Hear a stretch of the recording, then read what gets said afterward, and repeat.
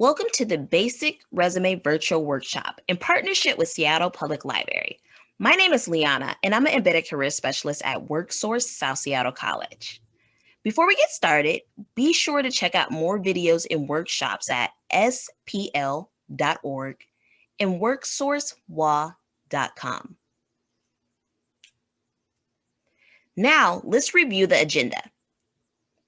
In this workshop, you will learn the purpose and goal of a resume, what information to gather before writing the resume, the different resume components, hard skills versus soft skills, the different type of resume formats.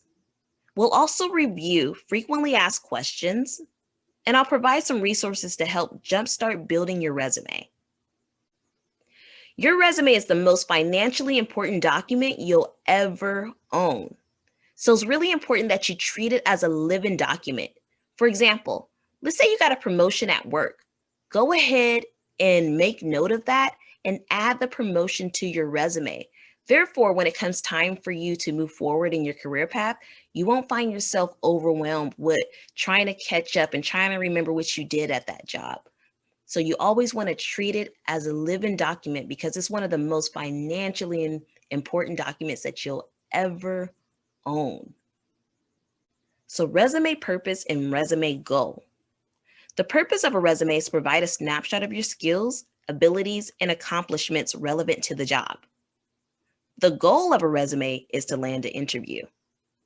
It sounds pretty simple, but it's really important that you remember what the purpose and the goal of a resume. So therefore, when you find yourself applying for multiple jobs and not hearing anything back from employers, take the time to, stop what you're doing and make sure that your resume is in alignment with the purpose and the goal. So what should you gather before the resume? Let's be transparent. Writing a resume can be a bit of an overwhelming task. And part of the reason for this is because many job seekers do not prepare themselves in advance. You can avoid a lot of stress that comes along with resume writing if you gather the appropriate information in advance. So once you have it all in one place, you can simply refer to it as you build your resume.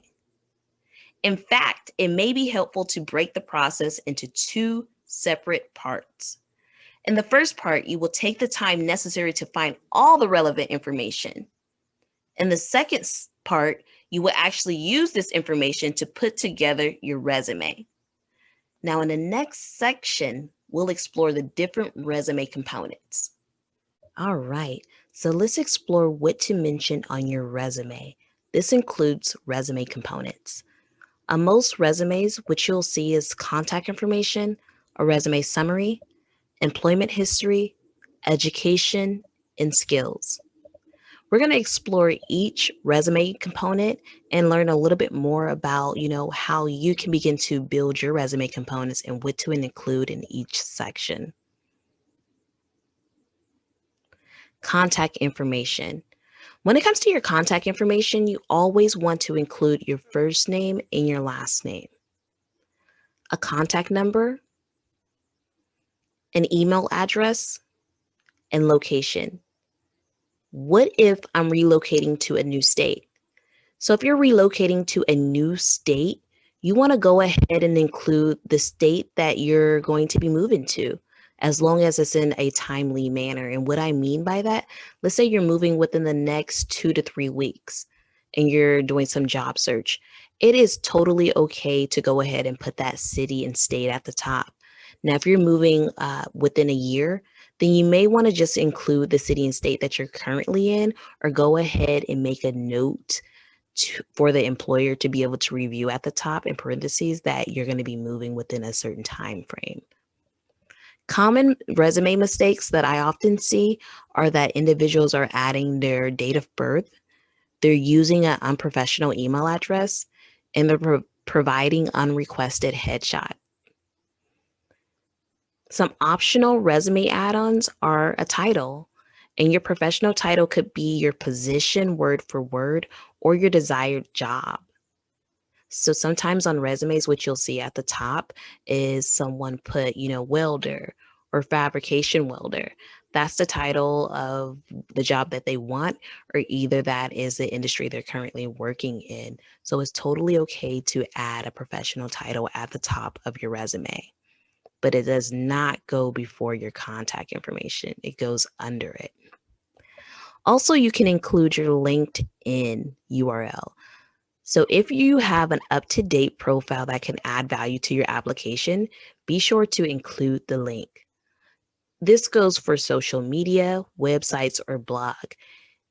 If you have a published portfolio online, or if you have a online presence that is relevant to your industry, go ahead and include that information on your resume. Hard skills versus soft skills. Hard skills are teachable abilities or skill sets that are easy to quantify.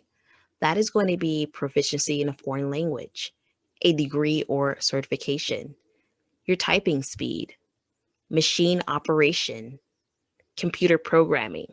Soft skills, also known as people skills or interpersonal skills, are going to be more on the side of communication, flexibility, leadership, teamwork, time management. You see the difference between the two? Now let's talk about a resume summary. Some may know this section as an objective, but let's go over what a resume summary is. A resume summary highlights professional skills and experience, helps organize and focus years of relevant job experience, demonstrates job seekers' unique value through their skills and accomplishments, and it's also a place for you to put those key words that are often found in the job description. This section is also referred to by many other names, including a career summary, professional summary, summary of experience, qualifications summary, and competencies. In the box, I provided an example of a summary. Take some time to read over it. Creative graphic artist with 5 years of experience working with top brands using Adobe Illustrator, Photoshop, and other Adobe Suite software. Your employment history should detail your previous jobs and explain what you achieved in each position. It should clearly demonstrate why you're a good fit for the job that you're applying. Your employment history tells hiring managers how long you typically stay in one job, whether you've been consistently promoted, what tasks you have experience with, the quantifiable benefits that you've brought to previous employers. So, how to write the employment history section? You want to be sure to list your jobs in order, include the name and location of company, provide your job title, specify the dates of employment, list your most important accomplishments and responsibilities, and highlight awards and honors. So what you see here is pretty much how you can format your employment history on your resume. You can include your title, the company, the city and the state, the start to end date, and under it, achievements and tasks. Right below the format example is an example of how you would actually word it. And what I did is provided an example of my actual resume. Education. You can identify the best place to put your education on your resume by carefully reading job descriptions. This will help you understand whether certain levels of education are nice to have or unnecessary for each role. What information to include? You want to include the name of your school, location of your school, the degree you obtained, if applicable, your field of study, graduation year, if applicable, and your GPA. You also want to go ahead and list off any relevant honors or awards, including projects or coursework that you may have taken. All right, so we've reviewed all of the resume components, and at glance, this is what it would look like if you were to put all the information together. So take some time to review what we went over and take note. Resume formats. In this section, we will explore different resume formats. The first resume format we're going to explore is called a chronological resume. A chronological resume is a resume format that prioritizes relevant professional experiences and achievements. Chronological resumes are one of 3 common resume formats. It's the most common resume format, and it focuses on work experience. It provides details on the companies you've worked for and length of employment at each job, starting with your current or most recent job. The next resume format is a functional resume. A functional resume is a type of resume format that highlights skills and abilities as opposed to the chronological order of experience. Functional resumes place your skills center stage. Because this format downplays work history and brings marketable abilities to the forefront, it's great for people new to the workforce, those with gaps in their employment history, or job seekers embarking on a career change.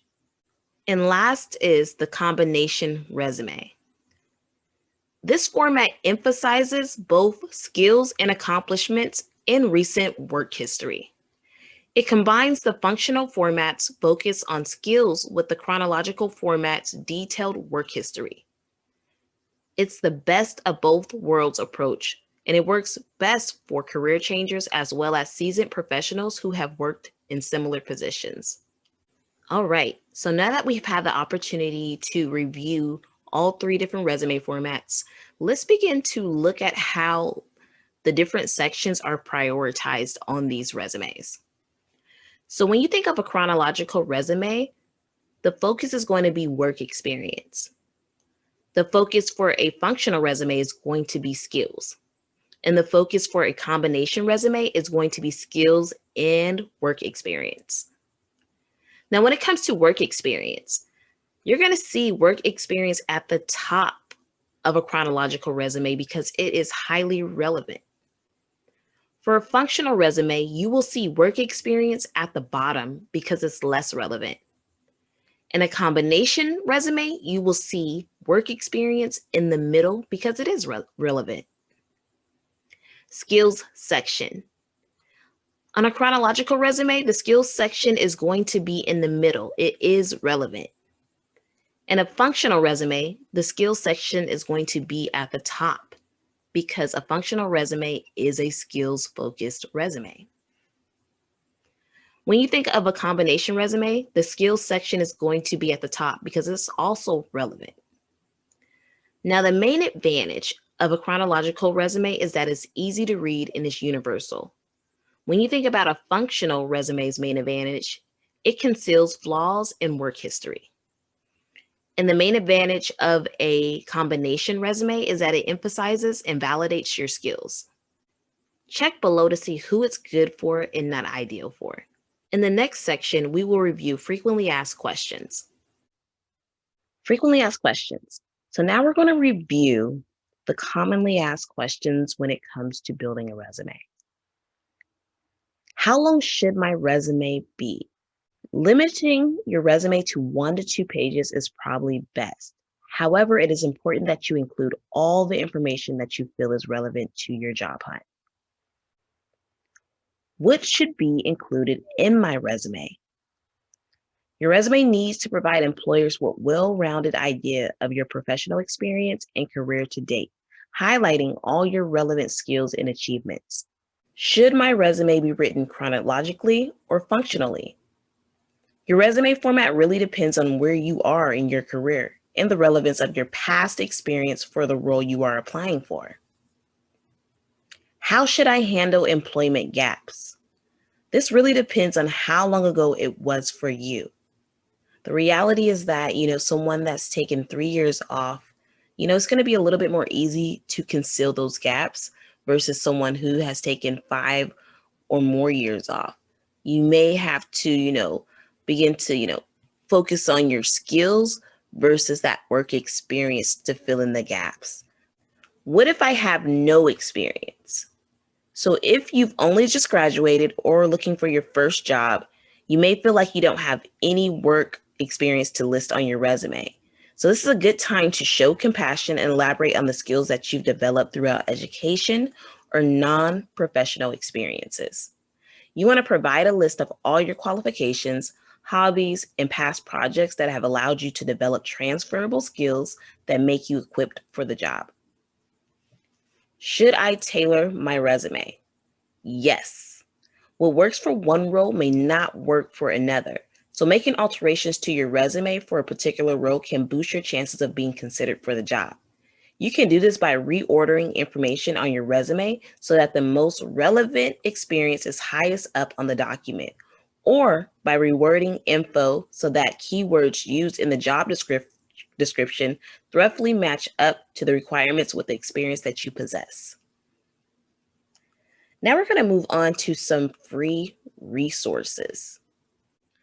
All right, so before we head out, I want to provide you with some free resources. The first is going to be JobScan and JobScan Learning Center. JobScan is a web service that helps job seekers land more interviews by using algorithms used in top applicant tracking systems to analyze one's resume or LinkedIn profile against any job description. So pretty much it enhances your opportunities to landing an interview. Indeed Career Guide. Indeed Career Guide provides you career advice on how to find a job, write your resume and cover letter, how to ace that interview, along with finding a new job and choosing a career path. It has assessment tests for you to take, a lot of information and articles for you to check out when it comes to building your career. WorkSource Wall. WorkSource Wall is a good place to sign up for career readiness workshops and hiring events. It also has a lot of other information such as unemployment benefits and healthcare benefits. Seattle Public Library. The Seattle Public Library gives you 24/7 access to free books, classes online, and a whole online learning platform. WOIS, the Career Information System. Now, this platform provides career and college planning tools, giving you access to more than 600 detailed career descriptions.